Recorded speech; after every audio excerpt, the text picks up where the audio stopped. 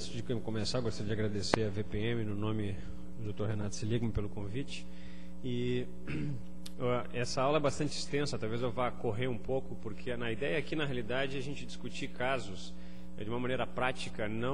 O objetivo aqui não é discutir literatura, indicações e tal, é simplesmente tópicos específicos e exemplificação de casos. Cada um desses assuntos mereceria um grande round isolado só para discutir sobre eles. Então, para falar sobre todos os 50 procedimentos que a intervenção tem, fica difícil. Pode passar? Desculpa, eu posso passar aqui, né? Pronto. Antes de qualquer coisa, eu gostaria de declarar que não é conflito de interesse nenhum ou relacionamento comercial com a indústria, embora eu tenha patrocínio educativo pelas empresas Cook e Boston Scientific. Os objetivos, então, é apresentar a especialidade e discutir algumas aplicações com demonstrações de casos. O que é a radiologia vascular intervencionista? São procedimentos percutâneos, minimamente invasivos, normalmente sendo submetidos esses pacientes a uma sedação consciente intravenosa, orientados por métodos de imagem. Normalmente, predominantemente, a gente usa fluoroscopia digital para isso, embora a gente possa também usar tomografia e ultrassom, como vocês sabem, para fazer as biópsias, drenagens, punções, etc., que não é o meu foco aqui, porque isso é o dia a dia que você já conhece que a radiologia intervencionista faz. Também podemos fazer procedimentos guiados por ultrassom intravascular ou por ressonância magnética, já estão sendo desenvolvidas várias técnicas. E essa especialidade ela é amparada pela SOBRICE, ou seja, Sociedade Brasileira de Radiologia Intervencionista e Cirurgia Endovascular. Ou seja, não é uma especialidade desamparada, é uma especialidade nova. É importante falar um pouco de história para a gente entender o presente da gente, né? Em 1964 foi feita a primeira angioplastia. Isso é muito antes de qualquer angioplastia coronariana, feita pelo médico Charles Dotter, do estado do Oregon, lá nos Estados Unidos.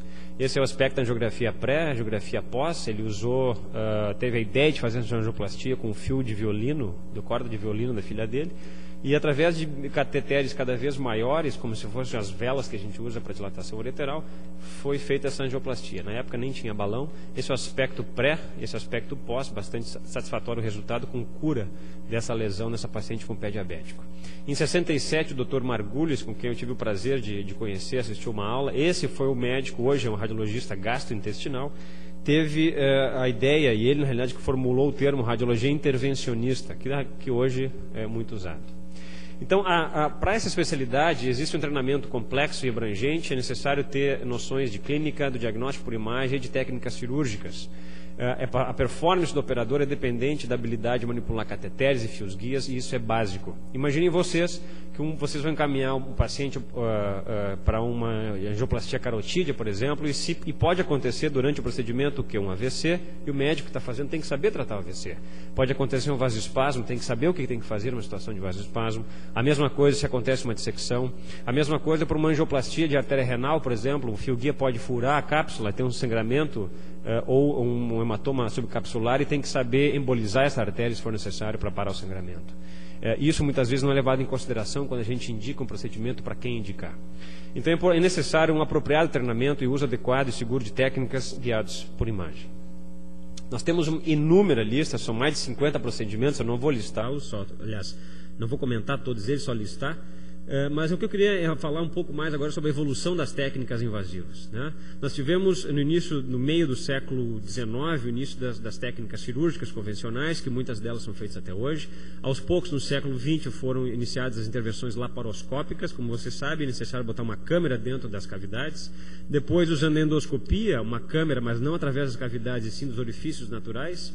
E, por fim, então, as intervenções percutâneas. E agora, por último, eu vou tentar comentar um pouco a respeito das intervenções transcutâneas, que são coisas novas que estão vindo, que vão revolucionar algumas doenças que a gente tem.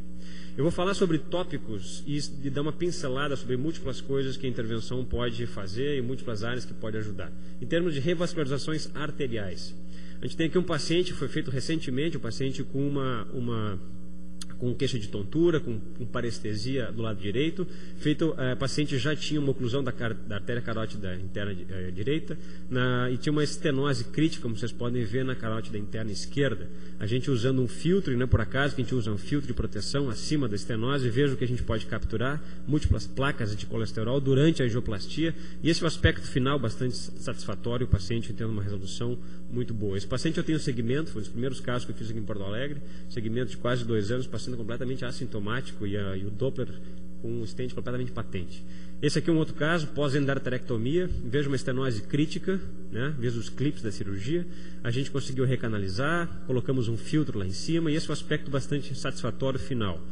Nos livros, e aí vem uma história que a intervenção, muitas vezes tem coisas que nos livros está relatado de uma maneira e na prática é outra, é relatado que estenose pós-endarterectomia é uma estenose que não tem chance de ter placa ou de ter migração de material embólico para dar AVC, e isso seria uma das estenoses mais benignas, mais tranquilas de se tratar. É uma grande mentira. Vejam aqui uma placa enorme que a gente pescou durante o procedimento, ou seja, se não é usado filtro, durante a angioplastia, esse paciente sai da mesa com AVC.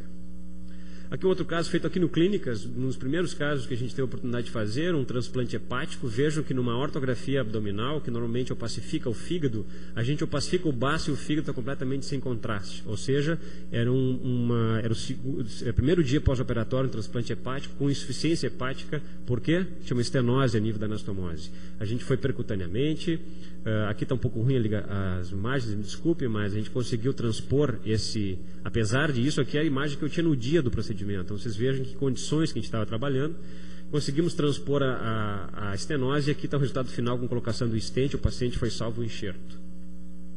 Um outro tipo de patologia, agora pacientes idosos, normalmente com claudicação de membro superior, paciente com tontura. Esse paciente tem síndrome do roubo da subclávia, né? Então, a subclávia direita, o fluxo acaba indo pela vertebral direita, lá na circulação posterior, acaba indo para o lado da vertebral esquerda, para nutrir o braço esquerdo do paciente. Por quê? Por causa dessa estenose aqui. Isso pode ser feito por uma abordagem femoral, muitas vezes é difícil, vejo aqui a ponta de lápis, conclusão. Às vezes é necessário abordar o braço, que é o que foi feito, e esse é o aspecto final bastante satisfatório, com recanalização com stent através do braço do paciente. Aqui é uma oclusão aorto-ilíaca. Normalmente esses pacientes teriam que ir para um bypass aorto-ilíaco. Veja uma oclusão total do segmento, cheio de placas do segmento ilíaco. Aqui uma ortografia abdominal mostrando o segmento ocluído. Nós conseguimos, com todo o cuidado e o material adequado, fazer uma recanalização desse segmento. Aqui estão os dois balões. Nós normalmente temos que colocar dois stents em forma de kissing, essa é a técnica de kissing, um balão na frente do outro. E aqui esse é o aspecto final bastante satisfatório. Um outro caso semelhante, de outro paciente, uma oclusão importante também, uma relativamente longa. Esse é o aspecto final pós-angioplastia. A mesma coisa aqui, uma angioplastia de membro inferior. Veja uma oclusão da femoral superficial, a nível do terço médio. Nós conseguimos transpor esse segmento. Aqui, após a fibrinólise imediata com trombolítico, vejam que existe um filete que ainda passa, ou seja, o trombo foi retirado, mas o resto é tudo placa. Nós tínhamos receio de que parte disso pudesse migrar para o pé do paciente. Então, nesse caso, nós usamos um filtro, o mesmo filtro que a gente bota na carótida do paciente, nós usamos um filtro, que está aqui, que foi colocado distal, está aqui o filtro já aberto. Fizemos toda a angioplastia, botamos um stent, esse é um aspecto final bastante satisfatório, sem migração distal de placa ou de trombo. Tratamento do aneurisma de aorta abdominal, o Dendolic. Um caso, isso é uma coisa que eu queria chamar a atenção, que tem que ter muito critério para o tratamento do aneurisma da aorta abdominal. Existem critérios específicos, anatômicos e clínicos. Não significa que o paciente seja alto risco, que ele seja um bom candidato para fazer procedimento endovascular. Aqui é um caso de aneurisma, então, grande da aorta abdominal, mas perfeito caso, vê que tem um colo grande. Nós sempre usamos uma agulha para marcação da artéria renal, uma colocação precisa e obsessiva da prótese. Esse é um resultado final bastante satisfatório com a inclusão do aneurisma e do saco aneurismático. Esse é um outro caso um pouco mais complexo, com o aneurisma se estendendo até as artérias ilíaca comum, mas porém com um colo bastante bom. Nós fizemos então a recanalização, esse é o aspecto final, e nesse paciente, na tomografia de controle, em 6 meses, se mostrou um vazamento, um endolíquido tipo 2, que é uma perfusão através das artérias lombares. E para tratar isso, primeiros 6 meses não se faz nada. Se não resolve em 6 meses, tem que se fazer alguma coisa. E nesse caso, a gente trouxe o paciente para a mesa de tomografia, colocamos ele de barriga para baixo, e vejo aqui que tinha um enchimento através de contraste do saco aneurismático, a persistência do enchimento. E isso faz com que o saco não regrida, ou seja, o aneurisma continua expandindo. Para uma das maneiras de se tratar isso percutaneamente, através de tomografia, a gente bota uma agulha lá dentro do saco aneurismático e injeta um agente embolizante. Vejam aqui essa parte branca, que nada mais é do que a cola, que foi colocado fechando a vaso que estava fazendo o endolic. E resolveu o endolic do tipo 2. Revascularizações venosas. Vejam que tem pacientes, esse caso foi encaminhado o paciente tem um edema importante do membro superior direito, foi solicitada uma consultoria para fazer um implante de filtro de veia cava superior. A gente sempre evita de botar em filtro de veia cava superior, porque a gente sabe que migra, o filtro acaba não funcionando direito. E então foi feita, a ideia seria fazer uma prevenção da síndrome pós-trombótica ou embolia pulmonar. Esse paciente tinha todo esse segmento subclávio e braquicefálico ocluído, com trombos grandes. Então a chance de embolia não era pequena. Então o que a gente pode fazer para esses pacientes é, através do braço, fazer uma venografia. Vejam aqui da oclusão completa, né? Nós conseguimos recanalizar esse segmento, aqui fazer uma angioplastia com balão. Nós sempre tentamos evitar de botar stent, nós não colocamos nunca stent nesse segmento, se for possível, em último caso, a não ser que seja uma estenose maligna ou recorrência de múltiplos tratamentos. E esse é um aspecto bastante satisfatório, comparem aqui com aqui, e essa é uma venografia de controle que o paciente, eu fiz isso por causa de um estudo, em 6 meses o paciente voltou, e esse é o remodelamento vascular que existe. Impressionante. Um outro caso, veja uma venografia pelo braço, oclusão total, não tem vaso nenhum aqui, cheio de colaterais, aqui um aspecto mais preeminente. Nós conseguimos transpor, ou seja, nem sempre é impossível, para quem olha pensa que é impossível de recanalizar, não é, usando técnicas e materiais adequados. Aqui a angioplastia com catéter balão, e veja o resultado final bastante satisfatório, sem stent. Apenas isso aqui é um segmento de 6 meses, existe um remodelamento impressionante desses pacientes. É claro que esses aqui são os pacientes com insuficiência renal crônica, com múltiplos cateteres para diálise, por isso que eles desenvolvem esse tipo de estenose. Aqui um outro caso também, só que esse paciente já tinha sido submetido a múltiplas angioplastias. Alguns respondem, outros não respondem. Esse sim foi submetido a uma recanalização desse segmento, que parece impossível de recanalizar, mas não é. A gente colocou um stent, e esse é o segmento em 6 meses pós-colocação de stent. Excelente resultado. Aqui um outro caso de uma fístula arteriovenosa. No caso que existe uma trombose completa da fístula arteriovenosa. Normalmente, para onde, o que seria feito com esse paciente? Iria colocar um catéter para fazer diálise ou uma nova fístula. Espera um pouquinho, a gente pode tentar recanalizar isso. Vem aqui uma punção da fístula, mostrando trombose total do enxerto. A gente consegue recanalizar esse segmento, se colocou um stent na saída, esse é o aspecto da veia, e recanalizado também o segmento arterial. A gente consegue fazer uma recanalização completa disso, salvando essa fístula, fazendo com que o paciente não vá queimar mais uma veia. E muitas vezes, você sabe, insuficiência renal crônica, os pacientes não têm mais veia, não têm mais acesso, não têm mais onde fazer. Se a gente, para cada trombose, para cada falência do fístula, do acesso, se procura uma nova veia. Então o objetivo é sempre se salvar o que se tem. Tratamento e prevenção da embolia pulmonar. Esse é um caso daqui do hospital que a gente fez, uma menina de 19 anos de idade com insuficiência respiratória franca. Foi feita uma arteriografia que mostrou um trombo ocluindo o ramo segmentar inferior da artéria pulmonar direita. Através das técnicas que a gente tem, essa é uma arteriografia parcial, essa final bastante satisfatório, e na saída, em função de que era uma menina que já tinha um estado de hipercoagulabilidade, a gente acabou colocando um filtro de veia cava temporário, que depois pode ser retirado ou não. Falando sobre filtros, nós temos os filtros temporários ou permanentes, né?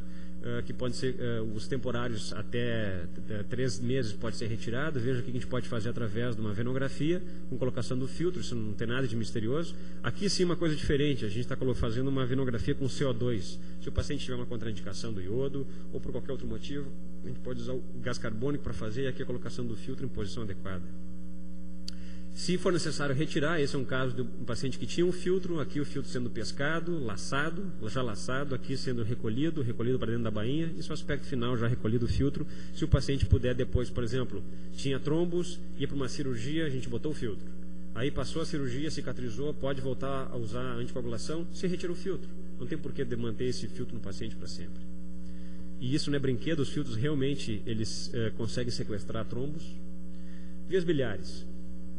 Normalmente o que a gente pode tratar são estenoses benignas ou malignas. Eu começo com as malignas. Aqui uma uma oclusão, na realidade, biliar para um tumor de pâncreas. O que a gente gosta de fazer inicialmente é uma drenagem externa para descomprimir, ou se num primeiro procedimento a gente consegue, sem manipular muito, consegue fazer uma recanalização interna, externa, a gente consegue fazer uma drenagem interna e externa.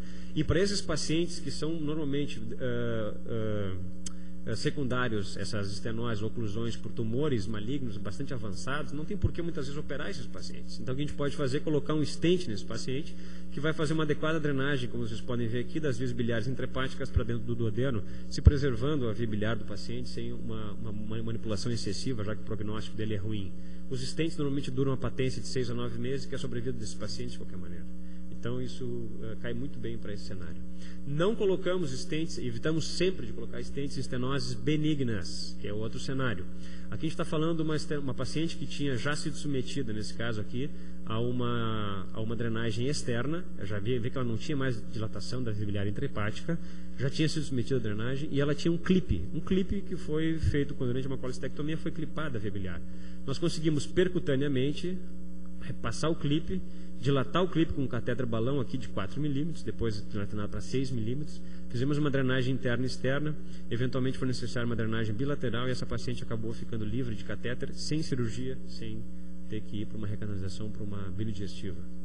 Aqui um caso bastante interessante do menino, um cara de 20 anos, paciente de 20 anos, que tinha sido submetido a uma lobectomia direita por linfoma, e ele acabou desenvolvendo por estenose a nível da anastomose biliodigestiva, e fez cálculos intrahepáticos múltiplos. Veja que essas falhas de enchimento são todas múltiplos cálculos. A gente conseguiu, através de um ducto mediano, abordar, conseguimos recanalizar essa estenose, fizemos uma drenagem interna e externa. Esse paciente foi submetido a uma faxina, digamos assim, com um catéter balão, que a gente pode empurrar esses ductos, os cálculos para dentro do ducto, para dentro do jejunum. Aqui mostra bem a estenose, que foi dilatada com catéter balão. Veja aqui o balão, a cintura no catéter balão, e esse é o aspecto final pós-interno e externo. Resumindo a história, nós tivemos que fazer uma abordagem bilateral para o ducto hepático esquerdo, além do mediano, para que a gente pudesse fazer ao mesmo tempo, simultaneamente, empurrando com o catéter balão, empurrando os cálculos das vias biliares intrahepáticas para dentro do jejum, e esse é o aspecto final bastante satisfatório. E vejam, esse é antes e esse é após, com redução da dilatação, sem cálculo nenhum mais, o paciente foi livre de cirurgia. Um outro caso que a gente pode ajudar os colegas cirurgiões, que é o tratamento conservador da colicistite aguda ou como adjuvante à cirurgia. Esse é um caso de um paciente que não tinha como ir para a cirurgia, um alto risco cirúrgico, fez uma colicistite alitiase, que inclusive a gente fez um caso aqui no hospital recentemente. A gente, através do fígado, nunca punção direta da vesícula, sim, através do fígado, para justamente quando a gente tirar esse catéter não sangrar, não vazar bile nem nada. Então a gente usa o fígado como proteção, porque a gente pega a parte de trás da vesícula. Foi feita então a abordagem aqui percutânea, colocação do dreno, aqui uma colonografia, um estudo da vesícula de controle, mostrando já sem distensão, e aqui foi retirado depois com segurança. E esse é um outro paciente, esse é um segundo paciente, que tinha um enorme cálculo. Esse não tinha cálculo nenhum, esse tinha um cálculo enorme. Foi feita então uma drenagem percutânea, se aliviou o quadro agudo, o paciente não tinha condições para cirurgia, e depois foi para uma colestectomia tranquilamente. Embolizações. Começando pela embolização uterina. Então, a embolização uterina tem indicação para tumores, tanto para sangramento maligno quanto para mioma. A miomatose uterina está mudando um pouco o conceito, e a embolização está entrando como um adjuvante nisso no tratamento, porque como é um tumor benigno que raramente maligniza, não necessita necessariamente tirar essa lesão. O que a gente tem que pensar, o foco é a gente tratar o sintoma, seja compressivo, como essa paciente aqui, com múltiplos miomas, comprimindo o reto e comprimindo a bexiga, seja por sangramento, parando o sangramento. Não precisa necessariamente fazer esterectomia ou fazer miomectomia. Então, o que a gente faz, a técnica é, através da artéria femoral, a gente entra nas artérias uterinas, emboliza com partículas os múltiplos ramos, incluindo, principalmente, evidentemente, os ramos que vão para o mioma. Esse é um aspecto do mioma gigantesco que tinha no útero. Essa ressonância pré, ressonância pós. O que a gente quer ver é justamente essas bolas, esses nódulos pretos que são mostrando que tem necrose na ressonância de controle. E aqui, aquele anterior que tinha na frente desapareceu. Em ressonância de 6 meses. Aqui uma outra situação também da parte ginecológica, uma paciente com laceração da pelve após uma pansterectomia, sem sangramento vaginal, mas apresentando hipotensão, mesmo após uma revisão cirúrgica. E essa foi feita então uma arteriografia da pelve que mostrou um sangramento extravasamento de contraste, um sangramento ativo por um vasinho minúsculo. E mesmo minúsculo eles sangram muito e o paciente pode entrar em choque e morrer. Então a gente consegue entrar seletivamente no vaso, aqui é uma embolização com molas, e esse é o aspecto final. E é impressionante a resposta da pressão do paciente quando a gente faz essa embolização. Em questão de 2, 3 minutos a pressão já aumenta. Aqui um outro caso, pós-sangramento, um outro cenário agora, pós-sangramento uterino. Sangramento uterino pós-parto. Essa paciente já tinha sido submetida a várias medidas para tentar controlar o sangramento e persistia. Essa paciente veio então para uma arteriografia às pressas, de urgência. Vejam um útero grande, vejam os múltiplos vasos grandes, vão até lá em cima, típico de um útero pós-útero gravídico, né? Fizemos uma arteriografia seletiva na uterina direita, veja o sangramento ativo, uterina esquerda, veja o sangramento ativo, ou seja, o útero completamente atônico. A gente pode fazer entrar seletivamente nas artérias uterinas e embolizar, esse é o controle sem sangramento, e esse é o controle da esquerda sem sangramento. Outro cenário, paciente masculino, paciente com dor no testículo, foi feito um Doppler suspeitando de varicocele e mostrou uma dilatação do plexo pampiliforme. Esse paciente tem varicocele. O que a gente pode fazer? Não queria fazer cirurgia de jeito nenhum, por motivos dele, e ele acabou então vindo para fazer uma embolização. Que a gente faz uma abordagem pela veia femoral, se coloca o catéter na veia renal e veia espermática esquerda. Normalmente a esquerda é muito mais comum do que a direita, como você sabe. Aqui está uma venografia do plexo pampiliforme, típico de quem tem uma doença importante, e se faz então embolizações com molas ao longo do trajeto da veia espermática, e o paciente pode ir para casa no mesmo dia sem cirurgia, com o tratamento desses sintomas. Outro cenário, tratamento ainda em embolização, mas aqui sangramento digestivo, paciente com enterorragia franca. Vejam aqui numa arteriografia de mesentérica superior, nós vemos a nível da cólica média, da cólica direita, desculpe, o sangramento ativo. Olha só essas manchas pretas aqui, impregnação de contraste dentro da alça, ou seja, um sangramento franco. O que a gente tem que fazer? A técnica recomenda ultraseletivamente com microcatéter, que é um pouquinho mais grosso que um fio de cabelo, e lá seletivamente joga-se uma mola e se faz uma angiografia de controle mostrando preservação de todo o resto dos vasos, amputação apenas daquele ramo que está sangrante, e aqui um controle final, paciente sem sangramento mais. Um outro caso, um dos mais apavorantes que eu já vi em termos de sangramento digestivo, essa paciente com sangramento aqui é uma mesentérica superior, aqui é um ramo da ileocólica, um dos ramos da ileocólica com sangramento em jato. Veja aqui essa parte mais densa, é o jato apresentando sangramento para dentro da alça. A gente consegue embolizar seletivamente, entrando lá pela femoral, entra a mesentérica superior, com microcatéter, vai seletivamente naquele ramo. Desculpe, está péssimo para ver aqui, mas a ideia é mostrar o microcatéter lá naquele ramo. Aqui feita a embolização, preservando, aqui numa geografia de controle, mostrando preservação dos outros ramos e apenas embolizada o ramo que estava sangrante, sem sangramento ativo mais. Um outro caso, aqui um aneurisma de artéria esplênica, que é o aneurisma intraabdominal mais comum, como você sabe. O paciente pode ir para uma cirurgia, ressecar isso sem dúvida, mas se não for o caso, o que a gente pode fazer é entrar pela artéria femoral, mesma técnica, entrando no tronco celíaco, artéria esplênica, e a gente não precisa embolizar isso aqui, que gastaria milhares de reais em molas, né? A gente pode fazer simplesmente passar o colo do aneurisma, emboliza a saída, emboliza a entrada, ou seja, os dois pontos, por isso que a mola está na forma de C, e para o enchimento do aneurisma. E isso tende a regredir, sem fazer um procedimento cirúrgico que eventualmente poderia também resolver isso. Aqui vejam uma geografia de controle, através de ramos pancreáticos de gástricas curtas, existe a opacificação do baço, ou seja, o baço está preservado, o que é comprovado numa fase venosa com a veia esplênica enchendo a veia porta. Resultado bastante satisfatório. Um outro cenário, pacientes com angiomiolipoma, seja um angiomiolipoma, que é um tumor benigno, seja para tumores malignos. Aqui está então a lesão no polo superior do rim. Veja que o resto do parênquima renal está completamente preservado. A técnica aqui nesse caso manda que a gente faça uma cateterização ultraseletiva. Vejam como a gente pode ser seletivo. Aqui uma geografia mostrando só o angiomiolipoma. A gente pode embolizar com partículas de PVA, que nada mais é do que como se fosse uma partícula de plástico, pequenas, microscópicas, que a gente emboliza. Aqui está uma geografia de controle pré e aqui pós, preservando completamente o resto do rim e havendo uma opacificação e tratamento adequado. Às vezes é necessário 1 ou 2 sessões para se tratar completamente, e ao longo de 6 meses, 1 ano, isso regride de tamanho e causando necrose. Há pouco tempo, na realidade, semana passada, a gente fez um caso aqui no Clínica sobre exatamente igual assim, esse paciente. Um outro cenário ainda, esse é um paciente de 20 anos de idade, com uma dor na coxa direita, uma lesão tumefacente, uma lesão grande, que parecia ser de osso ou de partes moles. Na realidade, feita uma ressonância que mostrou que era uma malformação arteriovenosa. Esse paciente então ele podia ir para uma cirurgia, que ia ser uma cirurgia talvez mutiladora para ele.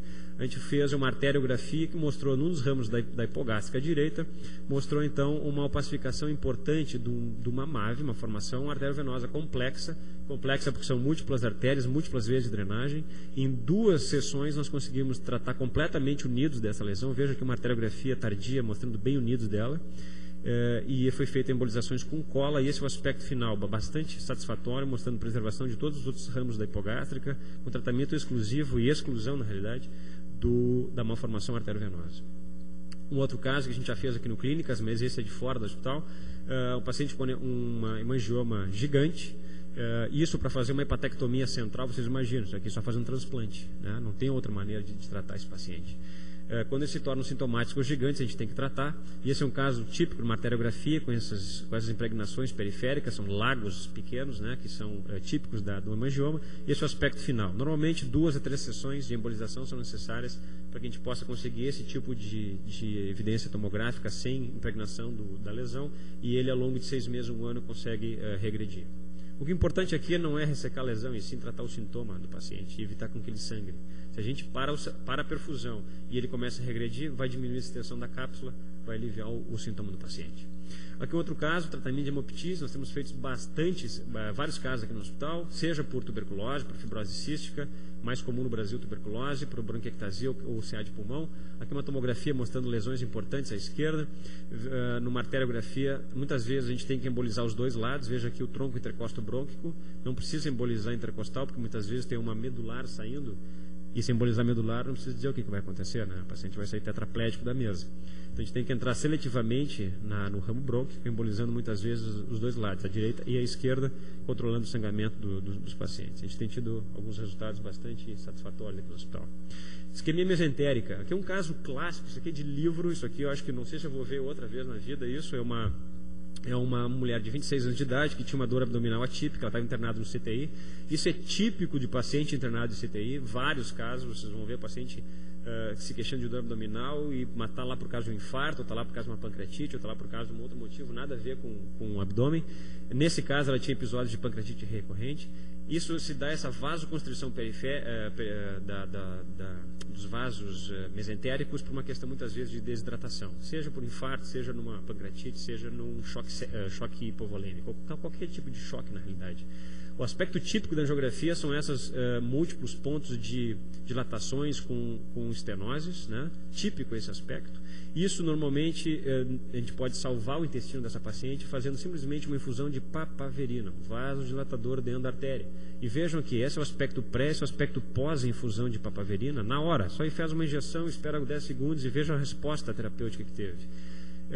O que se faz com esses pacientes? Se mantém o catéter na origem da mesentérica superior, mantém a infusão de papaverina por 12 a 24 horas, o paciente fica no CTI, o paciente volta em 12 a 24 horas para uma angiografia, se estiver tudo bem, e corrigido, mais importante, corrigido o fator estressante, que é no caso a desidratação, o paciente salva-se o intestino todo dela, sem precisar de cirurgia ou de qualquer outro tratamento.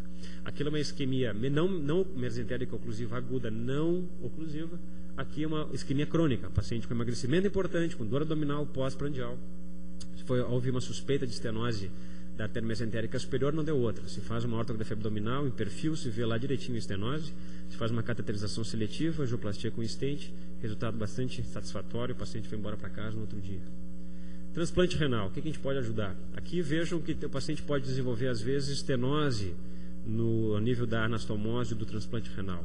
Muitas vezes, para a gente evitar o uso de contraste, a gente pode usar o CO2, assim como na veia, a gente pode usar na artéria, CO2 ou gadolínio. Se faz uma recanalização dessa artéria aqui com angioplastia com balão, isso é o resultado final, bastante satisfatório, sem colocar stent de preferência. Aqui um outro caso, um paciente com uma oclusão da anastomose entre a uretéria e a bexiga, também um transplante renal, apresentando hidronefrose. Normalmente eu gosto de fazer não gostamos de fazer uma nefrostomia para descomprimir o sistema coletor, diminuir o edema de parede, e depois a gente consegue, com cuidado, com a técnica adequada e material adequado, fazer uma recanalização, que é o que a gente fez aqui. Fazemos uma ureteroplastia com catéter balão para dilatar aquela estenose que tinha, e no final, na saída, colocamos um duplo J, conectando a pelve renal com a bexiga e eventualmente deixando a nefrostomia por 1 ou 2 dias. Acessos venosos, são mais de 20 tipos de acesso. Aqui só para citar algumas coisas exóticas, assim. Essa é uma criança que é um prematuro, recém-nascido, que a gente consegue, com todo cuidado, com ultrassom, com raio-x, consegue fazer uma colocação precisa de um acesso venoso sem ter que ficar funcionando um recém-nascido, que muitas vezes é muito difícil de pegar uma veia que é vasoespástica, uma veia difícil de se pegar, a gente consegue fazer uma colocação de um catéter adequado, muitas vezes tunelizando no subcutâneo desses recém-nascidos. Um outro acesso aqui um pouco diferente, um paciente então adulto com oclusões muitas vezes de cava superior, ou braquicefálicas por múltiplos cateteres de diálise. O paciente às vezes pode ser operado na pelve, ou então já tem estenose da pelve, a gente tem que optar por um acesso transhepático ou um acesso translombar para diálise ou para quimioterapia, para seja o que for. Aqui então inicialmente a gente faz uma venografia, se coloca um pigtail para marcar abaixo do nível das veias renais, se faz uma punção nas costas do paciente para se atingir a veia cava, e depois se faz uma tunelização das costas em direção à linha axilar média. Se tunelizando, se exterioriza o catéter, como se fosse o meu pointer aqui agora, tranquilamente o paciente pode ficar deitado, sem problema nenhum, que posição que quiser. E aqui está o catéter já no átrio direito, se exteriorizando ao longo da cava e se exteriorizando pelo flanco direito. Também podemos ajudar através quando tem corpo estranho, isso acontece com qualquer hospital, sempre vai ter algum paciente que vai acabar desenvolvendo. No caso, um portocate colocado no braço que migrou. Nós fomos lá, conseguimos pescar, aqui já retirando, completamente preso por uma alça, aqui na retirada completa, e no final, muitas vezes, se o paciente precisa de um acesso, afinal ele tinha um acesso, a gente já coloca outro catéter, que vocês estão vendo aqui pelo outro lado, no mesmo procedimento. Tratamento de complicações dos acessos venosos. Recentemente teve uma complicação séria dessa aqui no hospital. Infelizmente a gente não foi chamado, mas poderia ter ajudado, eu acho. Esse é um acesso, vejam, numa situação crítica, ninguém está livre de botar o catéter, casão pneumotórax, ou botar na artéria, etc. Ninguém está livre. Ainda mais numa situação crítica no CTI, numa parada, etc. Então, em situações críticas, se você estiver na sensação que está o catéter na artéria e já foi colocado um catéter sanguíneo, já foi colocado um catéter calibroso, não tirem o catéter. Essa é a mensagem que eu queria dizer. Por quê? Vejam aqui, o catéter foi colocado na artéria subclave direita, está dobrado para cá. Vejam uma arteriografia, onde é que foi parar a ponta desse catéter, colocado na subclave, se achava que tinha sido colocado na veia. Nós fizemos uma abordagem, tiramos aquele catéter, botamos um outro mais fininho para poder direcionar para o local correto, ou seja, a gente queria vir para o arco aórtico. Colocamos um closure device, que nada mais é do que um tipo de instrumento que faz um ensanduichamento do furo, do acesso. Esses tipos de closure device a gente usa na artéria femoral, ao invés de comprimir, a gente pode usar para fechar, para tamponar o sítio de punção. O mesmo equipamento a gente usa aqui.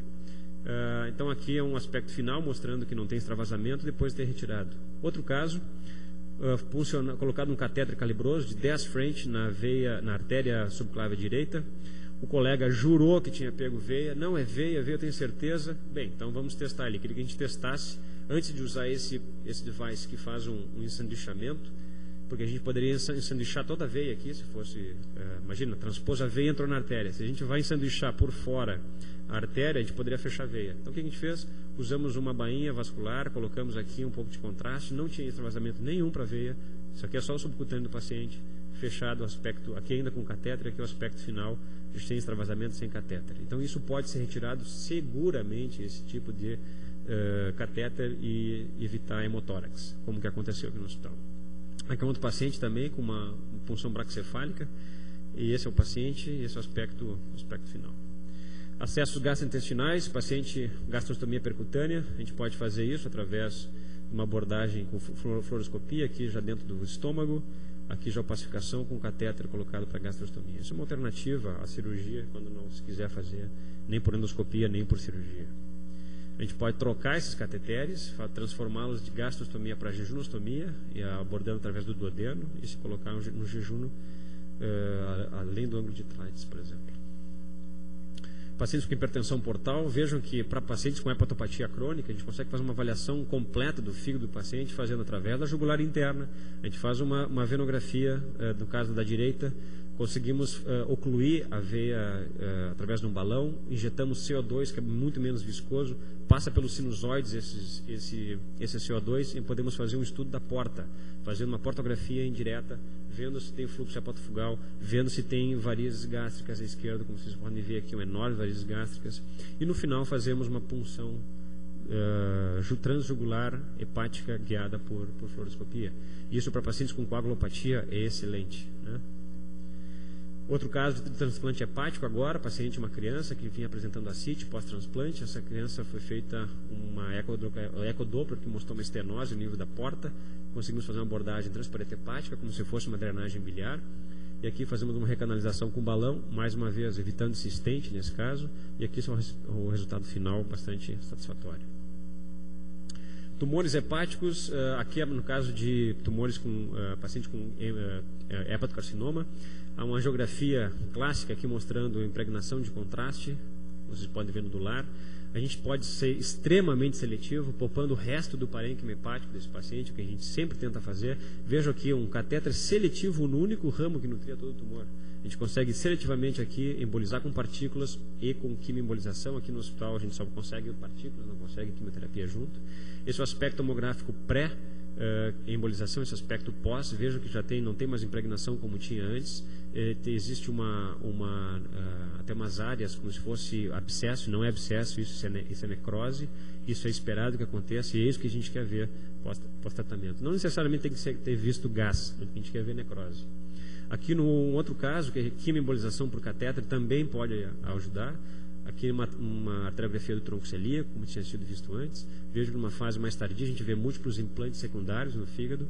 Normalmente a gente usa para metástase de cólon, de mama e tumores endócrinos como um tratamento adjuvante, né, a esses pacientes. Claro que aqui a gente não está falando de cura desses pacientes, de maneira nenhuma. Isso é tratamento paliativo. E aqui isso é o aspecto que a gente quer ver no final, ou seja, múltiplos nódulos, sem opacificação nenhuma. Vejam, compara essa arteriografia com essa, mostrando completa quimioembolização das lesões. Normalmente são necessários 3 a 4 sessões para que a gente possa atingir um resultado satisfatório. Ablação por radiofrequência, isso é uma coisa que não é feita aqui no hospital ainda, mas é possível se fazer. O problema é uma questão de custos, mas isso está sendo feito fora daqui, em outros hospitais. Aqui em Porto Alegre a gente tem feito alguns casos. Pode ser guiado por tomografia por ultrassom. Nada mais é do que a gente jogar uma energia, a mesma energia do micro-ondas que aquece a comida, é uma energia por radiofrequência que a gente joga através de uma agulha. Aqui vejam a agulha entrando através da linha axilar média, a agulha aberta, ela tem um formato de guarda-chuva, e esse é o aspecto que a gente quer ver, necrose da lesão após. Aqui um pouco mais de detalhe. Esse equipamento é um gerador que a gente faz, então pode ser uma agulha reta ou essa em forma de guarda-chuva, que acontece uma necrose dentro do fígado do paciente. Aqui é um aspecto do caso ao vivo. Esse aqui, no caso, às vezes, quando a gente recolhe a agulha, veja um aspecto que fica o tecido. A gente sabe que existe uma necrose de coagulação acima de 50 graus de temperatura. A gente consegue ser muito preciso, preservando o resto do fígado, tratando exclusivamente a lesão. Pode ser múltiplas lesões ou uma só, tanto de metástase quanto de tumor primário de fígado. Esse é um ambiente que a gente gosta de trabalhar por tomografia. Aqui um outro caso, feito aqui em Porto Alegre. Vejam, um mês depois da lesão, e isso aqui com 4 meses de lesão já diminuindo o tamanho. Olha que encolheu essa lesão, e esse é o aspecto que a gente quer ver, metástase de colo. Um outro paciente bastante interessante, 2 nódulos de hepatocarcinoma, um junto à cúpula diafragmática e o outro também. Esse estava próximo à artéria coronária direita. Nós conseguimos fazer a abordagem da agulha seletivamente do lado do coração. Isso aqui é o coração, aqui já está o vaso do coração. Conseguimos fazer a necrose que a gente queria. E esse é o aspecto também da outra necrose, da outra lesão, né, que foi tratado da mesma maneira. Tem que tomar cuidado quando eu ler a tomografia desse paciente no controle, porque normalmente a gente faz um halo cirúrgico de 1 centímetro, como se fosse uma cirurgia, 1 centímetro ao redor da lesão, e o tomografista diz assim, houve aumento das dimensões dessa lesão. Na realidade não é aumento. Existe uma necrose que a gente faz, 1 centímetro maior do que era antes, justamente para fazer uma margem cirúrgica, né? Bem, para onde é que a gente está indo? Qual é que é o próximo passo? Aqui vocês viram uma série de coisas que algumas vocês já conhecem, outras talvez não, mas acho que tem algumas coisas novas, bastante interessantes, entre elas a robótica. A gente poderia aqui falar sobre N novidades que estão vindo, mas a robótica é uma delas. E por que robótica, né? Porque existe na realidade uma performance, querendo a gente ou não, uma performance segura das intervenções minimamente invasivas. Eu não estou dizendo que eu sou a favor da robótica aqui, eu só estou querendo trazer coisas que são novas. Eles são telecomandados, são precisos. Existem mais de 650 mil robôs em ação no mundo em 2005, fazendo N coisas, entre eles na área da medicina. Veja aqui que a gente tem já publicações grandes a respeito disso. Esse é o tipo de uma mesa cirúrgica do futuro, digamos assim, que seria uma mesa dentro da radiologia, onde tem uma mesa de ressonância, de tomografia, com múltiplos braços acoplados. O que é feito, então, o paciente deitado se faz através do ultrassom ou através combinando com a ressonância com a tomo, se faz um procedimento, veja aqui um detalhe, fazendo uma punção, uma drenagem, qualquer outra coisa, uma ablação por radiofrequência, né? N procedimentos que estão vindo por agulha, por exemplo. E nós temos também o Dr. Robot, né? Que no caso esse aqui é da John Hopkins, que é um robô que tem 1,20 m de altura, pesa 90 kg, ele é meio gordinho, né? Mas é um robô que faz rounds interativos com pacientes, né? E não que ele vai examinar paciente, óbvio que não vai, isso vai faltar sempre, mas ele vai poder interagir com os pacientes, talvez num horário intermediário, que a gente já foi ver o paciente no round, fazendo o round, ele faz o round, tem um médico vendo ele, o paciente está ali, conversa, né? E vê o que está acontecendo, checa se está tudo bem e tal. Isso já tem sido feitos testes na John Hopkins nos Estados Unidos. Então, a ideia é que a gente possa fazer procedimentos cada vez menos invasivos em todos os lugares do hospital, não necessariamente trabalhar só na nossa unidade. Esse é um caso que a gente fez numa beira do leito, uma colicistostomia percutânea, que é um outro caso bastante interessante, de uma videoendoscopia associada a procedimentos por imagem, videoendoscopia com a fluoroscopia para fazer um debridamento de necrose pancreática, paciente sem cirurgia, na beira do leito. A combinação de endoscopia e fluoroscopia para fazer a colocação de estente transretal. Veja aqui o colonoscópio, a estenose está bem justamente nesse segmento. Aqui já transpassada a estenose, aqui a colocação de um estente. Encerrando, intervenção transcutânea externa. Isso é uma tecnologia nova que vai certamente revolucionar algumas coisas que a gente faz hoje. Quando é que vai chegar isso no Brasil, eu não sei, mas isso já está em estudos e eu tive a oportunidade de acompanhar alguns casos nos Estados Unidos e me faz eu pensar até quando que a gente vai ter radioterapia. A radioterapia, você sabe, é um tipo de tratamento excelente para alguns tipos de tumores, mas nada mais do que nada menos que usa energia ionizante, né? Então existe hoje em dia, e está sendo desenvolvido muito, é ultrassom focal de alta intensidade. Ou seja, simplesmente colocando um probe, né, o aparelho de ultrassom na pele do paciente, se foca onde é que está a lesão, no caso, que pode ser uma lesão benigna, uma malformação intracraniana, qualquer outro lugar do corpo, fibroadenoma na mama, miomas uterinos, os mesmos miomas uterinos que a gente usa hoje, o catéter. Talvez o catéter daqui a um tempo vai ser uma coisa ridícula, né, extremamente invasivo, o catéter, que a gente hoje considera como uma coisa minimamente invasiva. E tratamento de cânceres em vários órgãos, né? E como é que se faz isso na prática? Aqui está um estudo que foi feito recentemente, que mostra, então, o paciente fica deitado numa mesa de ressonância com o corpo em cima da mesa. Então, digamos que seja um tumor de mama. Então, fica com a mama naquele local onde está sendo feito, onde é adquirida a imagem. Onde está focado o ultrassom de alta intensidade. A imagem adquirida, no caso aqui, uma miomatose uterina. É feito através dessas argolas verdes um mapeamento de toda a lesão, ou seja, precisamente em 3D é mapeada toda a lesão, e em cada uma dessas argolinhas aqui é jogada energia através do ultrassom de alta intensidade. O ultrassom de alta intensidade, assim como a gente adquire a imagem, ele pode queimar aquela lesão, entre outras palavras, usando um termo leigo, né? Pode fazer uma necrose de coagulação. E a gente pode, inclusive, a gente sabe hoje que necrose de coagulação acima de 50 graus, todo tecido humano acima de 50 graus pode causar uma necrose de coagulação, ou seja, morte celular completa. Então, através da ressonância, se pode fazer um mapeamento, controlar se a lesão foi efetivamente tratada ou não através da temperatura na ressonância. E aqui é um espécime de um paciente que foi feito mostrando as necroses já dentro do útero da paciente. E essa aqui é a maneira, a paciente fica deitada, aqui está a fonte que emite o ultrassom, e completamente controlada através da ressonância. Então, encerrando, a intervenção hoje vascular e intervencionista, a radiologia vascular intervencionista tem mais de 50 procedimentos. É necessário um treinamento específico, colegas que estejam treinados para fazer, por exemplo, cateterismo cardíaco, então para fazer uma videolaparoscopia, não necessariamente vão ter a mesma técnica, uma técnica não se transpõe para a outra, é necessário um treinamento específico, eu volto a dizer. Vocês devem ter visto, são inúmeros procedimentos, inúmeros materiais, inúmeras técnicas envolvidas, e não há espaço, a meu ver, para improvisações ou para aventureiros, a fim de que a gente consiga ter resultados bons e, acima de tudo, consistentes. Obrigado.